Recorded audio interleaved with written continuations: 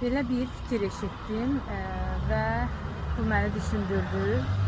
Potensialın bitmə müddəti var deyilir. Bir qədər qorxulu səslənə bilər.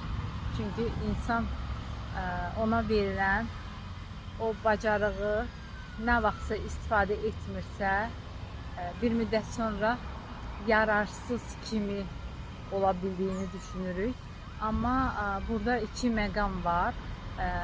Biri bizə verilən genetik potensial və bacarıqlar, hansı ki onlar heç bir zaman itmir, bizlə həmişə gedir və biri də var ki sonradan qazanılan potensial.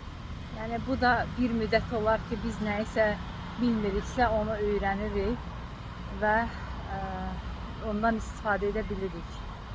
Burada məsələ nədir? Yəni deyir ki, əgər sizdə bu potensiallar varsa, nə olduğunu bilirsinizsə və istifadə etmirsinizsə, artıq bir müddət sonra orada açılan bir qapı deyək, ya nəsə bir fürsətlər bağlanır. Biz onu, çünki bir şeyi nə qədər çox istifadə edilsə, o qədər çox dəyərini, nəticəsini görə bilirik.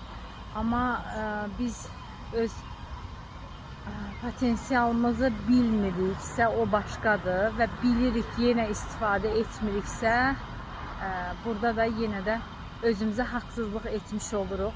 Hansı ki, hər bir insan üçün həqiqətən də onun özünə aid verilən bir güclü tərəfləri var ki, istifadə edərək həyatında uğur qazana bilər.